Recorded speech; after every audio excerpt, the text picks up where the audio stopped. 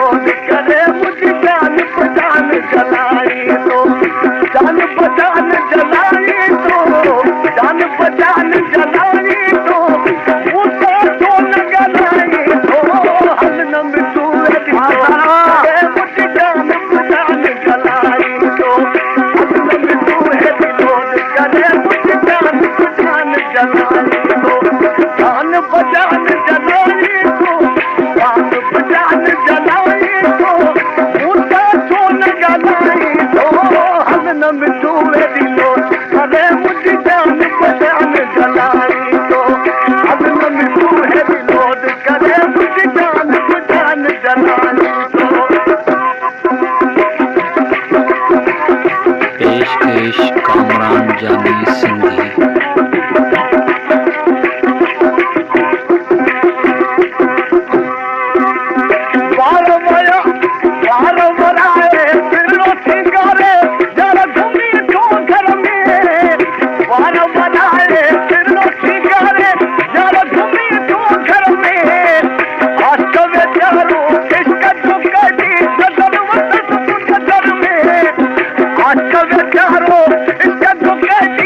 It's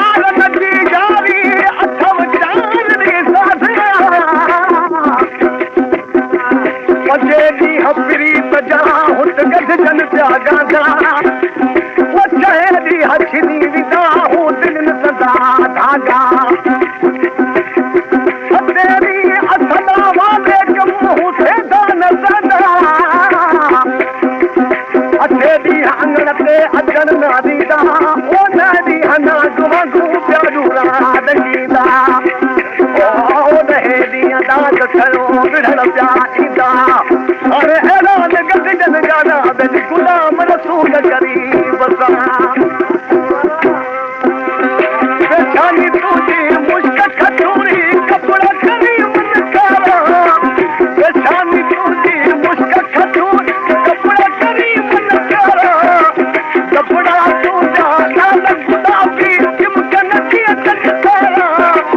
कपड़ा तुझा लाल गुलाबी चिमकन की चटकारा उसने तुझे दी हाथ बुद्धि थी उसने तुझे दी हाथ बुद्धि थी मजनू के यार मारी तो अदन मिठू है दिलो करे मुझे ज्ञान बजान जलाई अदन मिठू है दिलो करे मुझे ज्ञान बजान जलाई जान बजान जलाई तो जान बजान जलाई तो मुझे छोड़ गलाई तो अदन मिठू है दिलो करे मुझे ज्ञान बजान जलाई तो अदन मिठू है दिलो करे मुझे ज्ञान बजान जलाई